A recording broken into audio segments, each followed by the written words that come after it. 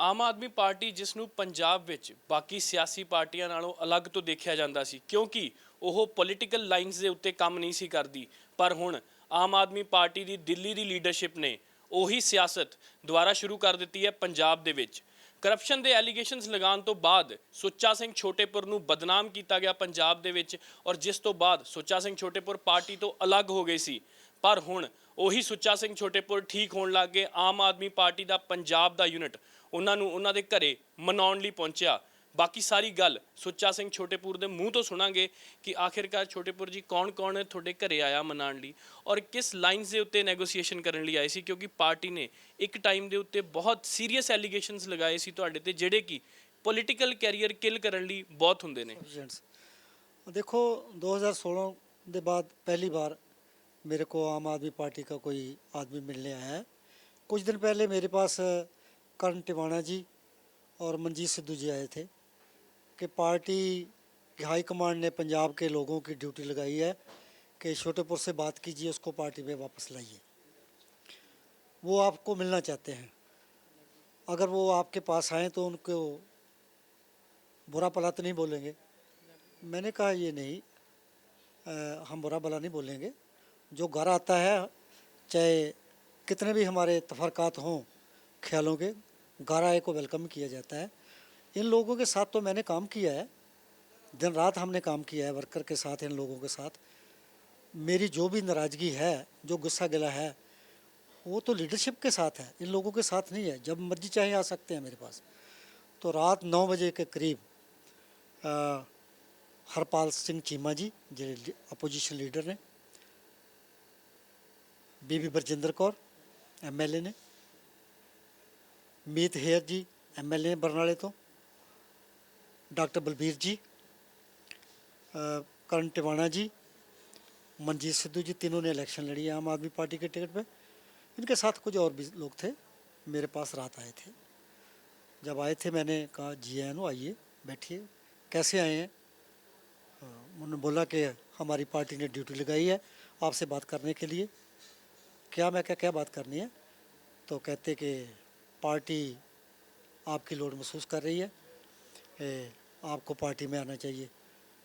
मैं कहा ये क्वेश्चन मेरे लिए बहुत मुश्किल है।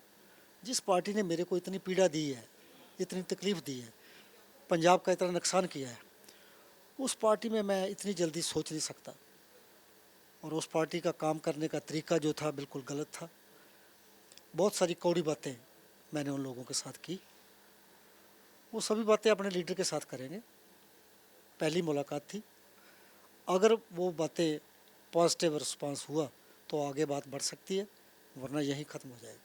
ਛੋਟੇਪੁਰ ਜੀ ਕੀ ਉਹ ਗੱਲਾਂ ਨੇ, ਕੀ ਉਹ ਡਾਇਰੈਕਸ਼ਨਸ ਨੇ, ਜਾਂ ਕੀ ਉਹ ਡੈਡਲਾਈਨ ਹੈ ਜਿਹੜੀ ਤੁਸੀਂ ਇਹਨਾਂ ਦੇ ਸਾਹਮਣੇ ਸੈੱਟ ਕੀਤੀ ਹੈ, ਜਿਹੜੀ ਕਿ ਦਿੱਲੀ ਦੀ ਲੀਡਰਸ਼ਿਪ ਜੇ ਮੰਨੇਗੀ ਤਾਂ ਸੁੱਚਾ ਸਿੰਘ ਛੋਟੇਪੁਰ ਵਾਪਸ ਜਾਣਗੇ? ਕੀ ਨੇ ਉਹ ਗੱਲਾਂ ਖੁੱਲ੍ਹ ਕੇ ਦੱਸੋ। नहीं वो खुल के गल्लां इस स्टेज ते दसियां नहीं जा सकदियां। इनीशियल स्टेज ते फस्ट मुलाकात 'ਚ ਜੇ ਸਾਰੀਆਂ ਗੱਲਾਂ ਐਕਸਪੋਜ਼ ਹੋ ਜਾਣਗੀਆਂ ਤਾਂ ਗੱਲ ਇੱਥੇ ਖਤਮ ਹੋ ਜਾਵੇਗੀ। ਉਹਨਾਂ ਦਾ ਰਿਸਪੌਂਸ ਮੈਂ ਉਡੀਕ ਰਿਹਾ ਵੀ ਉਹਨਾਂ ਨੂੰ ਕੀ ਉੱਥੋਂ ਕੀ डायरेक्शंस मिलियां ने। नेक्स्ट जो भी बात होगी वो मैं सभी आपको बताऊंगा।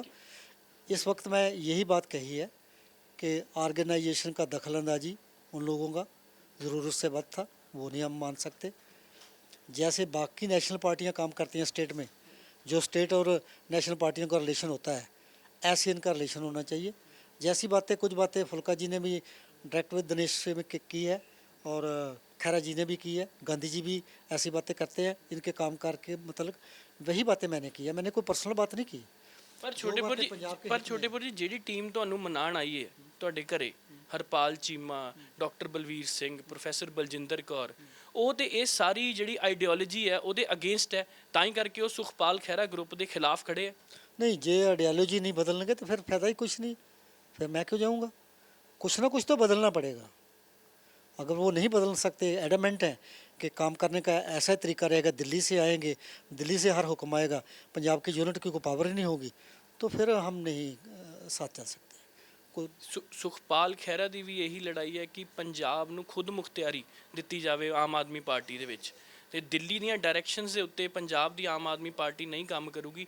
ਔਰ ਇਸੇ ਸਟੈਂਡ ਤੇ ਉਹ ਹੁਣ ਤੱਕ ਖੜੇ ਆ। ਕਨਵੈਨਸ਼ਨਸ ਹੋ ਰਹੀਆਂ ਨੇ ਫਿਰ ਇਹੀ ਸਟੈਂਡ ਤੁਹਾਡਾ ਹੈ, ਫਿਰ ਤੁਸੀਂ ਸੁਖਪਾਲ ਖਹਿਰਾ ਗਰੁੱਪ ਵੱਲ ਜ਼ਿਆਦਾ ਇਨਕਲਾਈਨਡ ਹੋ ਮਤਲਬ? नहीं, मैं इंक्लाइंड किसी नाल भी नहीं गया, तो मेरी अपनी पार्टी है। मैंने तो जो बातें मेरे को ठीक लगी, जैसे फुल्का जी ने कुछ बातें कही थी कल, कि दिल्ली का दखल इतना ही होना चाहिए जितना दूसरी नेशनल पार्टियों को होता है। स्टेट को दिल्ली को लीडर मानना चाहिए, तो दिल्ली वाले को स्टेट को इंडिपेंडेंट करना चाहिए। इनको काम करने का तरीका जैसे दूसरी पार्टी का ऐसे होना चाहिए। वो बात तो कॉमन है, वो तो सभी मान सकते हैं, कोई जुदा बात है ही नहीं है। वो बातें तो अब नहीं रही। जो बातें कहते थे कि हम दूसरी पार्टी से बिल्कुल जुदा है, वो तो काम करने का तरीका इसका उस पार्टियों से भी कई जगह बहुत नीचे गया है। ਛੋਟੇਪੁਰ ਜੀ, ਕਿਸੇ ਟਾਈਮ ਤੁਹਾਨੂੰ ਕਰਪਟ ਲੀਡਰ ਕਹਿਤਾ ਸੀ ਆਮ ਆਦਮੀ ਪਾਰਟੀ ਦੀ, ਦਿੱਲੀ ਦੀ ਲੀਡਰਸ਼ਿਪ ਨੇ ਕਿਹਾ ਸੀਗਾ ਕਿ ਸੁੱਚਾ ਸਿੰਘ ਛੋਟੇਪੁਰ ਕਰਪਟ ਨੇ, ਤਾਂ ਕੀ ਹੁਣ ਪੰਜਾਬ ਦਾ ਜਿਹੜਾ ਯੂਨਿਟ ਤੁਹਾਨੂੰ ਮਨਾਉਣ ਆਇਆ ਉਹਨਾਂ ਦੇ ਥਰੂ ਜਿਹੜੇ ਸੁੱਚਾ ਸਿੰਘ ਛੋਟੇਪੁਰ ਹੈ ਉਹ ਨਾਨ ਕਰਪਟ ਦਿਖਣ ਲੱਗ ਗਏ ਹੈ? ਕੀ ਇਸ ਤੇ ਵੀ ਚਰਚਾ ਹੋਈ? ये उनसे पूछो, कभी आप मिलोगे तो दिल्ली वालों को भी पूछो, इन लीडरों को भी पूछो, तो जिस छोटेपुर पे आपने इल्ज़ाम लगाए थे, अब वो छोटेपुर आपको कैसे अच्छा लगने लगा? ये बातें तो वो बता सकते हैं। ਨਹੀਂ, ਮੀਟਿੰਗ ਦੇ ਵਿੱਚ ਤੁਸੀਂ ਮੁੱਦਾ ਚੁੱਕਿਆ ਹੈ ਮੀਟਿੰਗ 'ਚ? सब बातें कही हैं, कोई बात ऐसी नहीं छोड़ी जो नहीं कही, सब बातें खुल के कही हैं, कड़वी बातें भी कही हैं, बहुत कही है। पर मेरे को खुशी है, इन लोगों ने मेरे पे इल्ज़ाम लगाया है, पंजाब के लोगों ने नहीं माना, लोगों ने नहीं माना। जो पार्टी 100 सीट से ऊपर जीत रही थी, लोगों ने कहा कि जिस पार्टी ने आदमी ने दिन रात अपने वर्कर के साथ इतना पंजाब के लिए काम किया है, अगर आप उसको भी नहीं बख्शते तो किसी को कैसे बख्शोगे? इतने पैसे तो मैं इनकी सेवा पे लगाता रहा हूँ। मेरे 45 साल में मेरा कोई विरोधी भी मेरे पे इल्ज़ाम नहीं लगा सका। मेरे 45 साल हो गया मेरे को लोगों से विचरते। जब एमएलए के पास एक ग्रांट देने के लिए एक पैसा भी नहीं होता था ना, मैं ब्लॉक समिति का चेयरमैन था 75 में, लैंड मॉर्गेज बैंक का चेयरमैन था 77 में, तो सभी ग्रांटें मैं खुद देता था। एमएलए मेरे मुंह पर देखता था कि मैं तो कोई पैसा दे नहीं सकता, छोटेपुर पैसे दे रहा है। तो पैसा तो कोई मैटर ही नहीं करता था मेरी बात में। जितने मैं तो उस वक्त भी बोला था कि मेरी इंक्वायरी चाहे सीबीआई को करा ले, मैंने तो पॉलिटिक्स में गवाया है, पॉलिटिक्स में लिया कुछ नहीं है। मैं तो 3 महीने वजीर रहा हूँ, तो 3 साल जेल में रहा हूँ। मैं तो असूल परस्त आदमी हूँ, मेरा पंजाब से प्यार है, पंजाब से लगाव। मैं चाहता हूँ कि जिंदा जी पंजाब का कुछ बनता होए। सभी लीडर जो है पॉलिटिक्स में आते हैं, पॉलिटिक्स प्रोफेशन बना लिया है, पेशा बना लिया है, पॉलिटिशियन प्रॉपर्टी डीलर बन गए हैं।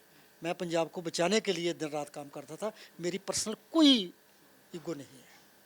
ਛੋਟੇਪੁਰ ਜੀ, ਜਿਹੜੀ ਟੀਮ ਤੁਹਾਨੂੰ ਮਨਾਉਣ ਆਈ ਹੈ, ਜਦੋਂ ਤੁਹਾਡੇ ਤੇ ਐਲੀਗੇਸ਼ਨਸ ਲੱਗੇ ਸੀ, ਕੰਵਰ ਸੰਧੂ ਨੇ ਦਾਅਵਾ ਕੀਤਾ ਸੀ ਕਿ ਉਹ ਤੁਹਾਡੇ ਲਈ ਤੁਹਾਡੇ ਹੱਕ 'ਚ ਖੜੇ ਹੋਏ ਸੀ, ਤੁਹਾਡੇ ਅਗੇਂਸਟ ਸਾਈਨ ਨਹੀਂ ਸੀ ਕੀਤੇ, ਆਵਾਜ਼ ਚੁੱਕੀ ਸੀ। ਕੀ ਤੁਸੀਂ ਇਹ ਜਿਹੜੀ ਲੀਡਰਸ਼ਿਪ ਤੁਹਾਨੂੰ ਮਨਾਉਣ ਆਈ ਹੈ ਇਹਨਾਂ ਨਾਲ ਵੀ ਇਹ ਸਵਾਲ ਖੜੇ ਕੀਤੇ ਕਿ ਆਖਿਰਕਾਰ ਉਸ ਟਾਈਮ ਦੇ ਉੱਤੇ ਤੁਸੀਂ ਆਵਾਜ਼ ਕਿਉਂ ਨਹੀਂ ਖੜੀ ਕੀਤੀ ਛੋਟੇਪੁਰ ਲਈ? इनमें से ਜਵਾਬ ਕੀ ਆਇਆ? हरपाल नया था, हरपाल तब था नहीं। मीत हेयर बहुत छोटा था, बच्चा था, वो भी लीडरशिप में नहीं था, बल्कि कोई भी इनमें से लीडरशिप में नहीं था। बीबी ब्रजेंद्र कौर थी, उसने बोला कि हम तो देखते कि अगर छोटेपुर को निकाल दिया तो कुछ नहीं बना, हमें कौन पूछेगा। इसलिए सभी लोग, उस वक्त ऐसा था कि 100 सीट जीत रहे हैं, पार्टी को कोई फ़र्क पड़ने वाला नहीं छोटेपुर के जाने के बाद भी, तो हम क्यों नाराज़ करें? अपॉर्चुनिटी मिल रही है, एमएलए बन रहे हैं, सरकार बन रही है, तो ह्यूमन नेचर है, ह्यूमन वीकनेस है। हर आदमी चाहता है कि मैं ज़िंदगी में कुछ बनूं। बहुत सारे लोगों के यही सपने होंगे कि अगर छोटेपुर के साथ खड़े होते, हमारी एमएलएशिप ना ख़त्म हो जाए, हमारा नुकसान ना हो जाए, तो ऐसे किया। ਛੋਟੇਪੁਰ ਜੀ, ਜੇ ਹੁਣ ਦੇਖਿਆ ਜਾਵੇ ਤੁਹਾਡਾ ਜਿਹੜਾ ਹੁਣ ਪੋਲੀਟੀਕਲ ਕਰੀਅਰ ਹੈ ਉਹ ਕਿਤੇ ਨਾ ਕਿਤੇ ਡੋਲ ਡਰਮਸ 'ਚ ਖੜਾ ਹੈ, ਤੇ ਤੁਹਾਡਾ ਕਿੰਨੀ ਕੁ ਰੇਸ਼ੋ ਦੇ ਵਿੱਚ ਪੋਜ਼ਿਟਿਵ ਰਿਸਪੌਂਸ ਹੈ ਕਿ ਤੁਸੀਂ ਆਮ ਆਦਮੀ ਜਾ ਸਕਦੇ ਹੋ, ਪਾਰਟੀ ਨੂੰ ਰੀਜੁਆਇਨ ਕਰ ਸਕਦੇ ਹੋ ਵਾਪਸ? ਦੇਖੋ, ਪੰਜਾਬ ਦੇ ਹਿੱਤ ਵਾਸਤੇ ਜੇ ਦਿੱਲੀ ਵਾਲੇ ਜਿਹੜੀਆਂ ਗੱਲਾਂ ਇਹਨਾਂ ਰਾਹੀਂ ਭੇਜੀਆਂ ਨੇ ਉਹ ਵੱਡਾ ਦਿਲ ਕਰਕੇ ਮੰਨ ਲੈਣਗੇ ਤੇ ਪੋਜ਼ਿਟਿਵ ਹੋ ਵੀ ਸਕਦਾ। ਜੇ ਉਹਨਾਂ ਨੇ ਫਿਰ ਉਹੀ ਪੁਰਾਣਾ ਰਵੱਈਆ ਰੱਖਿਆ, ਫਿਰ ਮੈਂ ਅਸੂਲ ਪ੍ਰਸਤ ਆਦਮੀ ਹਾਂ, ਮੈਂ ਬੇਅਸੂਲਾ ਨਹੀਂ ਹੋ ਸਕਦਾ।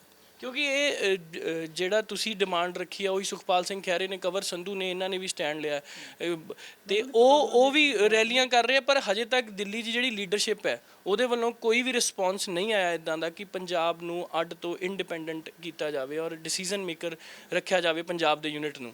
ਤੇ ਫਿਰ ਤੁਸੀਂ ਵੀ ਐਕਸਪੈਕਟ ਕਰਦੇ ਹੋ ਕਿ ਤੁਹਾਡੇ ਇਕੱਲੇ ਜ਼ੋਰ ਲਾਣਾ ਇਹ ਹੋ ਜਾਏਗਾ? ਨਹੀਂ, ਵੇਖੋ, ਹਾਲੇ ਤਾਂ ਮੈਂ ਨਾਲ ਹੈ ਹੀ ਨਹੀਂ ਨਾ, ਹਾਲੇ ਤਾਂ ਮੈਂ ਵੱਖਰਾ ਵਾਂ, ਮੇਰੀ ਵੱਖਰੀ ਪਾਰਟੀ ਹੈ। ਜਦੋਂ ਮੈਂ ਇਸ ਪੋਜੀਸ਼ਨ ਜਾਵਾਂਗਾ ਫਿਰ ਮੈਂ ਅਗਲੀਆਂ ਗੱਲਾਂ ਕਰਾਂਗਾ।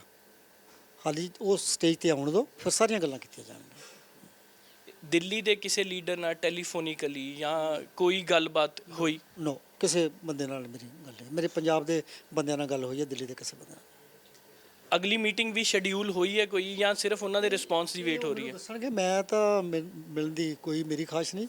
ਜੇ ਉਧਰੋਂ ਕੋਈ ਰਿਸਪਾਂਸ ਆਊਗਾ ਤਾਂ ਵੇਖਾਂਗੇ।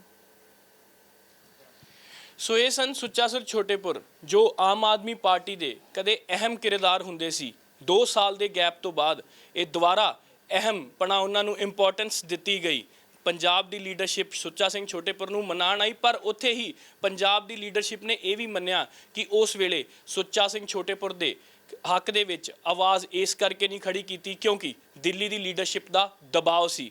ਆਪਣਾ ਹਰ ਐਮਐਲਏ ਸੋਚ ਰਿਹਾ ਸੀ, ਹਰ ਲੀਡਰ ਨੂੰ ਆਪਣੀ ਸਿਆਸਤ ਦਿਖਦੀ ਸੀ, ਤਾਂ ਕਰਕੇ ਸੁੱਚਾ ਸਿੰਘ ਛੋਟੇਪੁਰ ਦੇ ਹੱਕ ਦੇ ਵਿੱਚ ਕੋਈ ਵੀ ਨਹੀਂ ਨਿਤਰਿਆ। ਛੋਟੇਪੁਰ ਨੇ ਬੀਬੀ ਬਲਜਿੰਦਰ ਕੌਰ ਦਾ ਨਾਮ ਲਿਆ, ਹਾਲਾਂਕਿ ਉਹਨਾਂ ਨੇ ਖੁੱਲ੍ਹ ਕੇ ਮੀਟਿੰਗ ਦੇ ਵਿੱਚ ਇਸ ਚੀਜ਼ ਦੀ ਚਰਚਾ ਕੀਤੀ ਕਿ ਆਖਿਰਕਾਰ ਜਦੋਂ ਕਰਪਸ਼ਨ ਦੇ ਐਲੀਗੇਸ਼ਨਸ ਲੱਗੇ ਸੀ ਉਸ ਟਾਈਮ ਦੇ ਉੱਤੇ ਕੋਈ ਸਾਹਮਣੇ ਕਿਉਂ ਨਹੀਂ ਆਇਆ। ਇਹ ਸਾਰੇ ਸਵਾਲ ਤੇ ਜਵਾਬ ਇੱਕ ਵੱਡੇ ਪੱਧਰ ਤੇ ਖੜੇ ਹੋ ਚੁੱਕੇ ਨੇ ਅਰਵਿੰਦ ਕੇਜਰੀਵਾਲ ਲਈ, ਕਿਉਂਕਿ ਪੰਜਾਬ ਖੁਦ ਮੁਖਤਿਆਰੀ ਮੰਗ ਰਿਹਾ ਹੈ। ਸੁਖਪਾਲ ਸਿੰਘ ਖਹਿਰਾ ਕਵਰ ਸੰਧੂ ਧੜਾ ਪਹਿਲਾਂ ਮੰਗ ਰਿਹਾ ਸੀ, ਹੁਣ ਸੁੱਚਾ ਸਿੰਘ ਛੋਟੇਪੁਰ ਦੀ ਵੀ ਇੱਕ ਹੀ ਡਿਮਾਂਡ ਹੈ ਕਿ ਪੰਜਾਬ ਨੂੰ ਇੰਡੀਪੈਂਡੈਂਸ ਡਿਸੀਜਨ ਮੇਕਰ ਦੀ ਪਾਵਰ ਦਿੱਤੀ ਜਾਵੇ, ਨਾ ਕਿ ਦਿੱਲੀ ਦੀ ਲੀਡਰਸ਼ਿਪ ਦੀਆਂ ਡਾਇਰੈਕਸ਼ਨਸ ਦੇ ਉੱਤੇ ਕੰਮ ਕਰੇ। ਦੇਖਣ ਵਾਲੀ ਗੱਲ ਇਹ ਹੋਵੇਗੀ ਕਿ ਕੀ ਅਰਵਿੰਦ ਕੇਜਰੀਵਾਲ ਤੇ ਇਸ ਚੀਜ਼ ਦਾ ਕਿੰਨਾ ਅਸਰ ਪੈਂਦਾ ਹੈ। ਕੀ ਸੁੱਚਾ ਸਿੰਘ ਛੋਟੇਪੁਰ ਇੱਕ ਵਾਕਈ ਹੀ ਇੰਪੋਰਟੈਂਟ ਕੈਰੈਕਟਰ ਨੇ ਜਿਨ੍ਹਾਂ ਨੂੰ ਵਾਪਸ ਲੈਣ ਲਈ ਅਰਵਿੰਦ ਕੇਜਰੀਵਾਲ ਇਸ ਲਾਈਨ ਨੂੰ, ਇਸ ਪ੍ਰਪੋਜ਼ਲ ਨੂੰ ਮੰਨਣਗੇ ਜਾਂ ਨਹੀਂ। ਕੈਮਰਾ ਪਰਸਨ ਮਿਹਰਬਾਨ ਸਿੰਘ ਦੇ ਨਾਲ ਅਮਨਦੀਪ ਦੀਕਸ਼ਿਤ, ABP ਸਾਂਝਾ, ਚੰਡੀਗੜ੍ਹ।